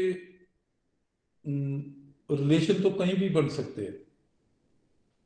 तो वो बार बार कह रहा है कि अब मेरे को इससे निकालो कि मैं एडिक्शन छोड़ दूं, क्योंकि इससे मेरी पोजीशन बहुत गंदी हो जाएगी अगर लोगों को पता चलेगा।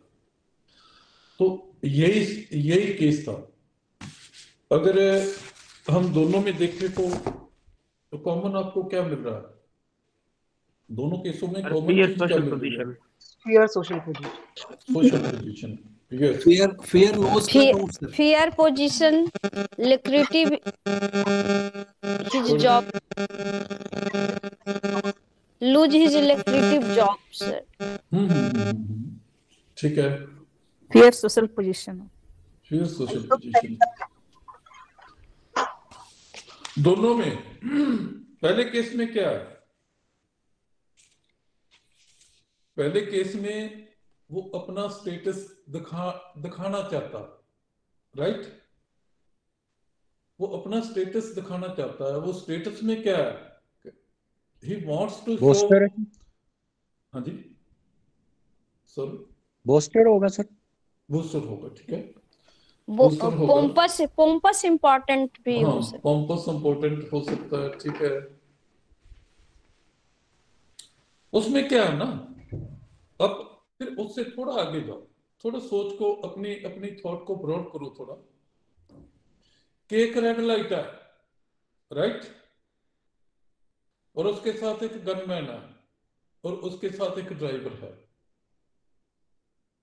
एक प्रोसेस को समझने की कोशिश करो कि पूरा प्रोसेस क्या है, उसमें क्या क्या हो रहा, फिर मेडिसिन बड़ी क्लियर हो जाएगी। फिर हमें कोई कंफ्यूजन नहीं रहेगा कि वो वहां से चला और रास्ते में उसकी अपनी कार मिल गई, उसमें 4 आदमी है, उनको भी साथ ले लिया, राइट? तो वो शो क्या करना चाहता है?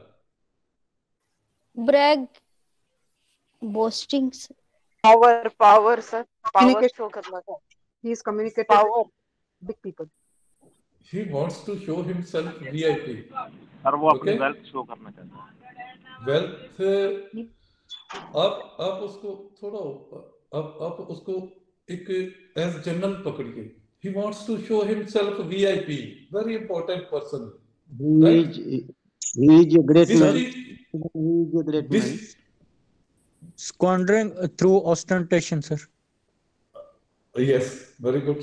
बहुत अच्छा। Exclusive sir, exclusive. He is distinguished।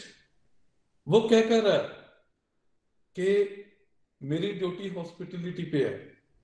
हम किसी चीज को, एक शब्द को भी मिस नहीं करते कभी, ठीक है? ये भी जरूरी नहीं है कि हर शब्द को हम इसमें कन्वर्ट करेंगे, रूब्रिक में कन्वर्ट करेंगे। हम उस हर वर्ड को जोड़ के उसकी सिचुएशन बनानी चाहते हैं कि उसने पहले मिनिस्टर को बताया कि मेरे पास आई हैव 2 कार्स और दोनों आपके काम में लगी हुई है, ठीक है? It's showing wealth, is it clear? उस वेल्थ को शो करता है। और फिर कार ले ली और अपने पीछे आने के लिए, फॉलो करने के लिए कहा अपने लोगों को भी। तो वो वीआईपी शो करने के लिए कहता है, वीआईपी शो करने की कोशिश करता है। और तीसरा क्या है कि एक कार से चल सकता था, वो 2 कार लेके गया, तो वहां वो स्क्वेंडर भी कर रहा है, वो वेस्टेज भी कर रहा है। अब हम पूरी चीजों को जोड़ दें तो क्या बनता है? ये सल्फर, विरेट्रम एल्बम। वो क्या कहता है कि ये sir, this is very tough job, this is the work what I am doing. This is very hard. He's hard at work. He's doing very hard work, and he wants to show that this is I am only the person who can manage this situation. और hospitality जो ये सबसे tough job है उस function में, तो वहां duty मेरी है, राइट? तो मेडिसिन, ये डिलीवन ग्रेट पर्सन इज ए? हाँ ग्रेट भी है, ग्रेट तो है ही, तो सारे लीडर, इसीलिए तो मैंने person of rank he is good.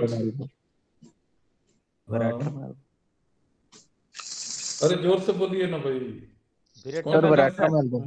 Yes, veratrum album is the medicine, ठीक है। और ब्रेटरम एल्बम मैंने आज चूज इसीलिए किया कि these days are belonging to veratrum album. जितने VIPs है ना, यूपी के, पंजाब के, मणिपुर के, उत्तराखंड के, और ब्रेटरम एल्बम में क्या होता है, मेरे कोई केस याद आ रहा है, that was the case of abdominal cancer. She was 55 years old, female patient. उसका बीकानेर से ऑपरेशन हुआ, और ऑपरेशन के बाद वो 44 mm, it's too old case, और मेरे को अभी पूरा केस याद है, सरजीत कौर उसका नाम था। दैट वाज द उसका 44 into 26 और 27 mm जो रिमेनिंग पार्ट रह गया था।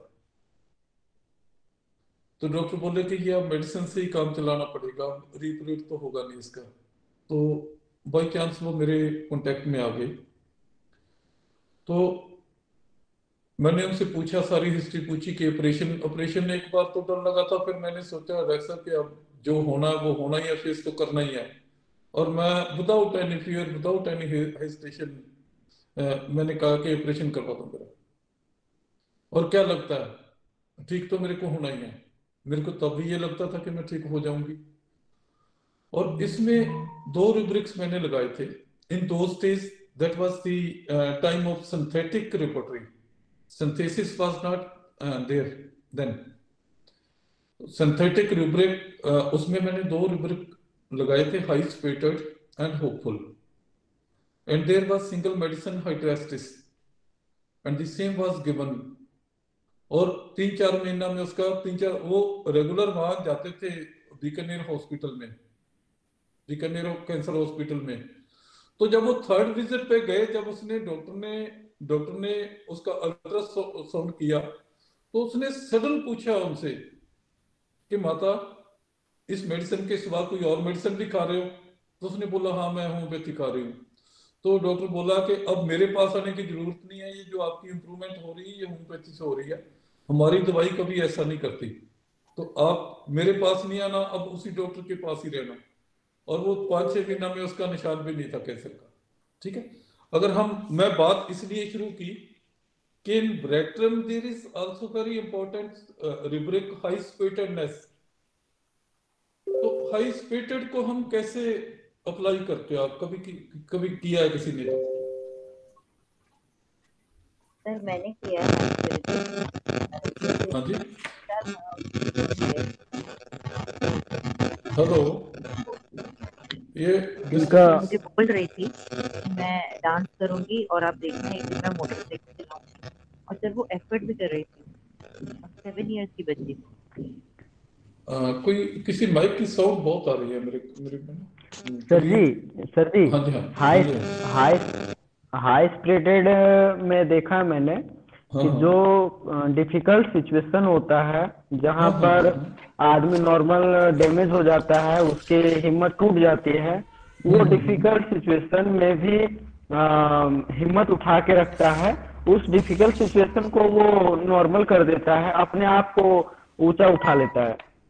कई बार ऐसा भी देखा कि ये जो हाई स्प्लिटेड के जो लोग होते हैं, वो सामने वाला को एक शक्ति फील होती है कि यार इसके अंदर उसको मतलब देख करके ये ऐसा नहीं लगता कि इसका ये गिरने वाला है, सामने वाला का शक्ति बढ़ जाता है। हाई स्पिरिटेड सामने वाले की शक्ति बढ़ जाती है, यार इसमें दम है।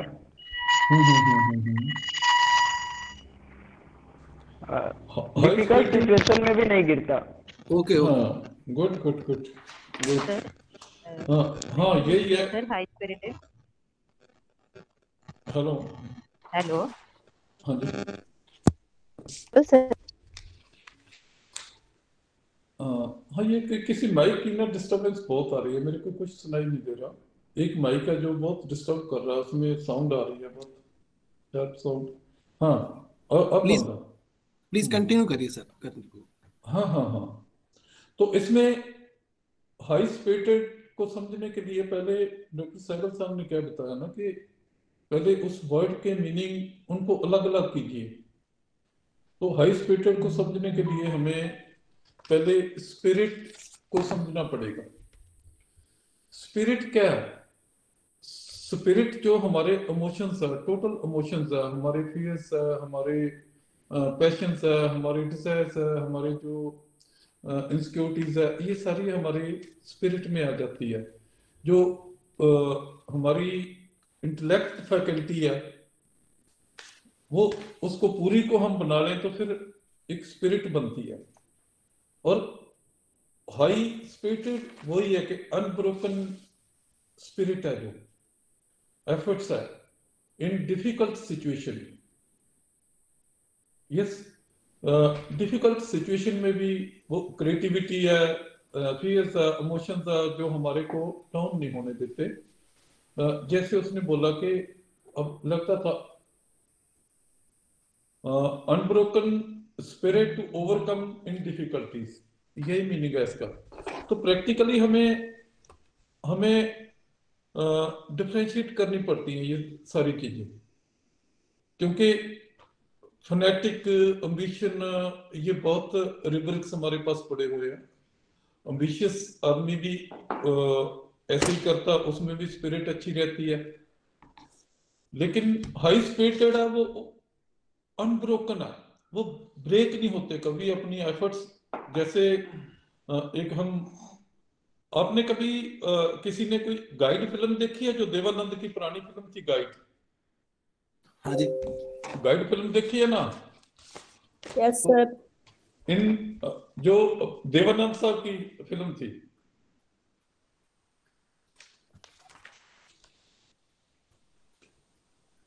तो वो ब्रैटरम एल्बम का क्लियर करेक्टर था जो देवानंद था उसमें ना। इसमें होता क्या है कि बहुत very ambitious personality is veratrum album, और उसकी क्या है कि एक पोजीशन बनाने की कोशिश है। वो पोजीशन बनाने के लिए, वो पैसा बनाने के लिए, वो अपनी इमेज बनाने के लिए कुछ भी कर सकता है, किसी हद तक भी जा सकता है। वो जो कौन ये बैंक फ्रॉड किया था, जो यहाँ से बाहर चले गए थे, क्या नाम था उनका? 3-4 लोग थे। ये सारे ब्रैटरम एल्बम वाले ही है कि लोन लेते हैं, वो कभी गैम्बलिंग करते हैं, कभी अपना एम्बिशन बनाने के लिए। Ambition every possible. हाँ ambition employ every possible meaning, right. तो एवरी पॉसिबल मीनिंग में क्या आ जाएगा? जैसे अभी किसी पार्टी ने सपोज निकाल दिया, पार्टी से निकाल दिया, तो उनको एक होप बहुत थी कि मेरे को ये टिकट मिल जाएगी इस एरिया से। उसको टिकट नहीं मिली तो उसको तो इलेक्शन लड़ना ही लड़ना, उसने पार्टी चेंज कर ली। तो एक प्रोसेस चल रहा है कि एक पार्टी से निकाला क्योंकि वो उसको डिजर्विंग नहीं मानती थी, और ये अपने आप में बहुत डिजर्विंग मानता था। अब एक पार्टी ने निकाल लिया तो दूसरी पार्टी में चला गया। इस प्रोसेस में क्या क्या चल रहा है, क्या क्या सिम्टम चल रहे हैं, क्या क्या रिब्रिक्स चल रहे हैं। हम अगर ऐसे समझेंगे सिचुएशन को तो हमें बड़ी इजीली समझ आ जाएगी। कई लोग लीडर लोग रोना शुरू कर देते हैं ना, रोना शुरू कर देते हैं जब उनको टिकट नहीं मिलती, तो अपने इमोशन अलग अलग होते हैं। ये अपनी फेलियर को एक्सेप्ट नहीं करता सर, हार नहीं मानता है, लगा रहता है। मतलब परसिवरेंस भी है इसमें, बार बार एफर्ट को अपना डालता रहता है। एक रूब्रिक है elements from honour wounded, veratrum album का, हम मोटा मोटा करते हैं ब्रेटरम एल्बम को। एक रूब्रिक है एलिमेंट्स फ्रॉम ऑनर वुंडेड, तो उसको ये होता है कि उसको ये फील होता है कि मैं बहुत अच्छी पोजीशन है मेरी पार्टी में, लेकिन पार्टी उसको निकाल देती है तो उसका ऑनर वुंड करता है, ठीक है। और वो दूसरी पार्टी में जाता है विदाउट हेजिटेशन, वो क्या है, वो शेमलेसनेस है, उसको कोई दुनिया की परवाह नहीं है। ये ऐसी सिचुएशन ही जो ब्रेटरम एल्बम की होती है। और हाई स्पिरिटेड है कि वो उस सिचुएशन में, एक फेलियर की सिचुएशन में भी बिल्कुल सरेंडर नहीं करता और वो लगा रहता है। तो हम इनको पेशेंट्स की लैंग्वेज में कैसे बताएंगे? हम हाई स्पिरिटेड जो एलिमेंट्स फ्रॉम ऑनर वुंडेड, उसको हम कैसे इंप्लीमेंट कर पाएंगे? वो भी टाइम थोड़ा तो मैं आपको बताता हूं कि हम एक बात सुनते हैं पेशेंट की और उसको कैसे रूब्रिक में ले जाते हैं। एक पेशेंट मेरे पास थी, वो अपने बेटा और बहू को बहुत प्यार करते हैं, वेरी अटैच्ड विद देम।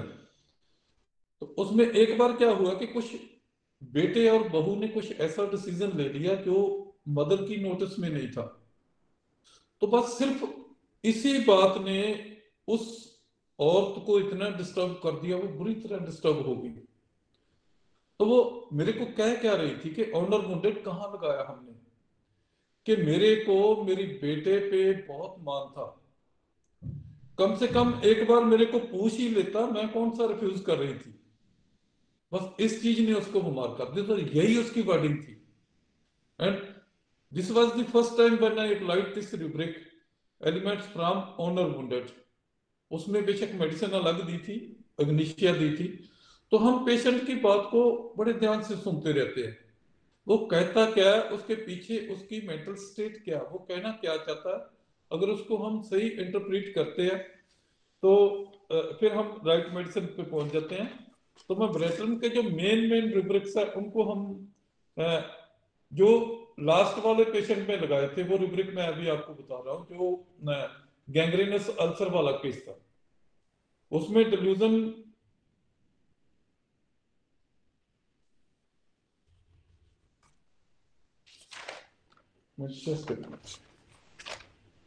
हाँ चलो जनरल केस करते हैं, उसमें वो भी आ जाएंगे।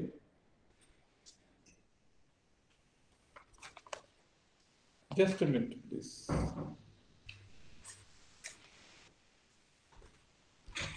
हाँ, उसके रूब्रिक थे fear society of his position. अगर हम सोसाइटी वाले रूब्रिक सारे इकट्ठे करते हैं, despair, society from and the position in society, concerned with position in society, and fear lose lucrative position। तो हम तीन मेडिसिन इसमें मेन रह जाती है, veratrum album, staphisagria, and third one is I think one medicine is more, veratrum, sepia and staphisagria. और sepia और स्टेफिस्केरिया को डिफरेंशिएट करने में चलो थोड़ी कई बार दिक्कत आती है, लेकिन ब्रेटरम तो बिल्कुल एक डिफरेंट मेडिसिन है, क्योंकि ब्रेटरम के हर जगह में कनिंगनेस, हर जगह में फ्रॉड, हर जगह में हेराफेरी वो उसकी पास्ट हिस्ट्री में मिलेगी, जैसे ये प्रीचर कह रहा था। अब उसमें क्या कि अब उसको किसी भी तरीके से उसको छोड़ना है, उसको निकलना है, क्योंकि उसकी पोजीशन पे बना ही अब उसने बड़ी मुश्किल से जो अपनी पोजीशन बनाई है, इसीलिए वो नारकोटिक से निकलना चाहता है।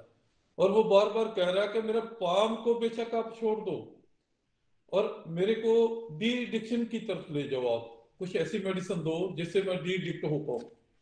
तो उसमें रूब्रिक जो लगाए थे, fear society of his position in, fear position to lose his lucrative, delusion, great person he is, escape, attempt to, he was trying to come out from the bad habits, anger, violent। हाँ, एक phase उसका रह गया था, मैंने जो उसको openly पूछा था कि गुस्से के बारे में, तो गुस्सा कहता है कि जब तक सिचुएशन मेरे अपने मुताबिक चलती है, जब तक मेरे अकॉर्डिंग चलती रहती है तो फिर तो ठीक है, और मैं अपने तरीके से ही चलाना चाहता हूँ। अगर थोड़ी भी कंट्राडिक्शन होती है, anybody cut to my talk, तो मैं बहुत वायलेंट हो जाता हूँ। वायलेंट क्या, कई बार चीजें उठा के फेंक दी, कई बार किसी को स्ट्राइक कर दिया। तो मैंने उसी वक्त एक सवाल पूछा कि आप you are the preacher of gurdwara, तो अगर बाई चांस कोई, क्योंकि वहां तो लोगों का आना जाना लगा ही रहता, तो अगर कोई आ जाता है तो फिर क्या करते हो? तो फिर कहता कि मैं बस सडन, ऑल ऑफ सडन अपने आप को कंट्रोल कर लेता हूँ, अपने इमोशन को कंट्रोल कर लेता हूँ और बिल्कुल नॉर्मल दिखाई देने की कोशिश करता हूँ। ये उसके जो गुस्से का फेज था। तो breaking desire, contemptuous, hard for subordinate and soft for superiors, and wander desire, restlessly wanders about, and adulterous. Adulteration का मतलब तो आप समझते ही हैं, अडल्ट्रेस का मतलब तो कि extra marital relations, and religious affection, religious वो था। तो ये रिब्रिक्स उसमें जो लगाए थे, और उसका जो जख्म है मेरे ख्याल में 5 महीना के बाद उसके बिल्कुल निशान भी नहीं था, और वो फिर बार बार दिखाता लोगों को अपना पैर। पहले उसको कॉन्स्टेंटली ही वाज ट्राइंग टू हाइड, और फिर वो बार बार दिखाता। वो दिखाता इसीलिए कि अपनी पोजीशन, फिर सोशल पोजीशन की बात है, वहां लूज करने की डर थी, यहाँ बनाने की कोशिश है कि मैं अब मैं ठीक हो गया हूँ, सभी लोगों को ये लगे कि इसका पाम जो ठीक है, बिल्कुल इनक्योरेबल नहीं है, और मेरे से लोग हेट ना करें, मेरे से दूर ना हो जाए। ये केस था। हाँ डॉक्टर संजय, टाइम का काइंडली मेरे को, टाइम तो हो गया मेरे ख्याल में, है ना सर? एक बार फिर से रिपीट कर दें रूब्रिक्स। यही सभी रूब्रिक? हाँ सर, जो अभी आपने बताए सारे। हाँ, नोट कीजिए, fear society of his position इन। अब उसको कॉन्स्टेंटली यही डर सताए रहा, वो कह रहा है कि बीमारी तो मैं छिपा सकता हूँ, बीमारी तो किसी को भी हो सकती है, उसमें तो आदमी का कोई रोल नहीं है, लेकिन जो मैंने अपने जो एडिक्शन शुरू किया, जो ड्रग्स लेनी शुरू की, उसमें तो मेरा कसूर है ना, उससे तो इमेज मेरी डाउन होगी ना। तो इसीलिए रूब्रिक लगाया था, fear society of his position. यही कोई डोमिनेट कर रहा है उसमें, और यही प्रेजेंटेशन है उसकी, इसीलिए इसके 1 नंबर पे fear position to lose his lucrative. क्या मैंने 2 साल में बड़ी मुश्किल से पोजीशन बनाई, I am known as very special person in the village, तो वो लूज ना कर दूं, वो लुक्रेटिव पोजीशन है उसकी। डिल्यूजन ग्रेट ही इज, क्योंकि लोग बहुत मानते हैं, तो वो अपने आप में एक स्पेशल आदमी, कि जो ये रोल मैं गुरुद्वारा में कर रहा हूँ ये मैं ही कर सकता हूँ, कोई और नहीं कर सकता। एस्केप अटेम्प्ट, वो उस सिचुएशन से बाहर आना चाहता, constantly bad habits specially, anger violent, break things desire to, violent high, या बहुत क्रूअल पर्सनैलिटी है जो ब्रेटर में इंटरनली इज वेरी क्रूअल, उसमें कहीं सिंपथी नहीं है, किसी के प्रति सिंपथी नहीं है, वो सेल्फिशनेस है, और वो अपने आप को किसी भी तरीके से वो एस्टेब्लिश करना चाहता है। Anger violent, break, contemptuous, hard for subordinates, जो घर में लोग हैं उनके लिए वो बहुत हार्ड है, वो बाहर से जो आ जाते हैं जिसमें उसकी पोजीशन खराब होती है, वहां वो बहुत काइंड हो जाता है। वांडर डिजायर, उसको ये भी पूछा था कि जब फ्री होते तो क्या करते हो, कि मैं बस इधर उधर घूमता रहता हूँ, घर में नहीं बैठ सकता जब फ्री होता हो तो। And religious affection and adulteration, these were the rubrics which were considered to select the medicine. And उसको मैं आपको इंटरेस्टिंग बात बताता हूँ कि उसको एक 3 डोज ब्रेट्रोमेल्बम की दी है, उसके 5 महीने के बाद उसको रिपीट की है 30 से इम्पोटेंसी। पहली मेडिसिन से 5 महीने के बाद, 5 महीने तक वो पूरी तरह हील अप हो चुका था, और उसके बाद फिर 30 पोटेंसी देके उसको छोड़ दिया। उसके बाद उसको कभी वो जख्म नहीं हुआ। और ब्रेट्रोमेल्बम में सोसाइटी में पोजीशन बनाने की कोशिश होती है। कुछ और रूब्रिक्स है, मैं वो जल्दी जल्दी में आपको बता देता हूं।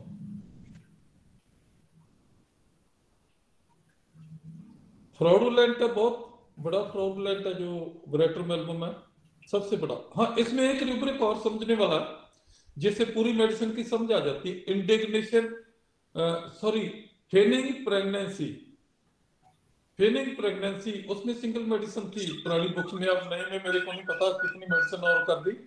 तो इसको क्या मतलब लेंगे हम? इसका मतलब क्या है? फेनिंग प्रेगनेंसी के सिचुएशन में फेन करेगी और क्यों करेगी? सर ये मेल फीमेल दोनों में आ सकता ना? नहीं, वो मेल फीमेल में तो वो तो बाद की बात है ना। तो प्रेगनेंसी में तो फीमेल में होगी ना फेनिंग प्रेगनेंसी। तो अब मेल को तो क्या पता चलेगा? वो तो फीमेल को ही पता चलेगा, वही कह सकती है कि इज शी प्रेग्नेंट और नॉट।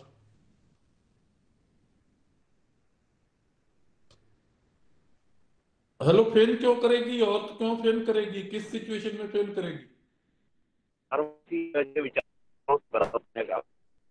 हेलो, सॉरी आपकी आवाज कट रही है।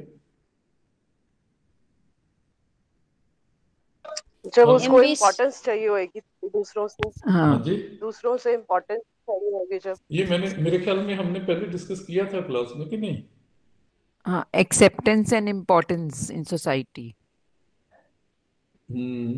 वो तो हो गया ना। इफ दी प्रेगनेंसी का मेटाफोरिकल मीनिंग सर बताइए थोड़ा सा। हाँ जी, हेलो। हाँ, फिर प्रेगनेंसी का मेटाफोरिकल अर्थ क्या हो सकता है? नहीं, उसको छोड़िए ना, आप उसको कॉम्प्लिकेटेड क्यों कर रहे हैं? मैं सिर्फ ये मैं आपसे ये पूछ रहा हूँ कि फेनिंग प्रेगनेंसी किस सिचुएशन में प्रेगनेंसी फेल करेगी? और एम्बिशन एवरी पॉसिबल में है सर, तो अपनी बात मनवाने के लिए, अपनी कोई चीज के लिए इस ढंग की अपने को बता सकती है। इसका एक ही मीनिंग है। अब टाइम बहुत कम है, मैं आपको बता दूं। Just to blackmail others, just to blackmail others. कि एक रिलेशन में है, लड़का लड़की रिलेशन में है, ठीक है। अब लड़का ब्रेकअप चाहता है तो उसको वो ब्लैकमेल शुरू कर देती है कि मैं तो आपके बच्चे की मां बनने वाली हूँ। फिल्मों में देखते हैं ना अक्सर। और डाइवोर्स का कई चक्कर पड़ता है इनफर्टिलिटी में, तो वो फिर कहती है कि मैं तो मां बनने वाली हूँ। वो इसका एक ही मतलब है, जस्ट टू ब्लैकमेल अदर्स, और इसका मीनिंग ही नहीं है फेलिंग प्रेगनेंसी का, ठीक है। दूसरों को ब्लैकमेल करने के लिए फेल करेगा। प्रेगनेंसी को फेल क्यों करेगी? औरत क्यों फेलिंग करेगी? वो सिर्फ to use others, to blackmail others. वो उससे कुछ निकालना चाहती है। वही अप्लाई एवरी पॉसिबल मीनिंग वाली बात आ जाती है। यस सर, एम्बिशन तो वही है उसका ना। हाँ, एम्बिशन वही है, एम्बिशन उसका वही है, ठीक है ना। तो वो कोई भी तरीका अप्लाई कर सकती है।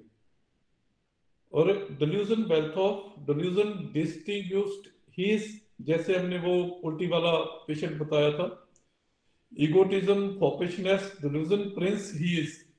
मतलब इसमें रैंक तो बहुत है। उसमें ये लगता है कि मैं I am very special personality and others should consider me as very special. Wealthy wishes to be considered as rich man. उसमें 3 ड्रग्स रह जाती है। Wishes to be.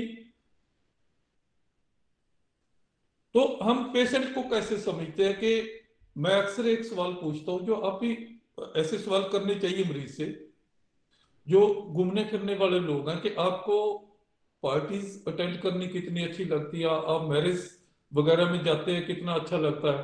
तो जिन लोगों को अच्छा लगता है, तो फिर मैंने उसको एक थोड़ा और सवाल पूछता हूं कि मैरिज में बहुत सारे इवेंट्स होते हैं, तो आपको सबसे अच्छा इवेंट क्या लगता है? मैरिज में सबसे आपका फेवरेट इवेंट क्या लगता है? अब सल्फर वाला होगा तो उनको ड्रेसेस अच्छी लगेगी। अगर फ्रेंड्स को मिलने वाला फास्फोर्स होगा तो उसको फ्रेंड्स को मिलना अच्छा लगेगा।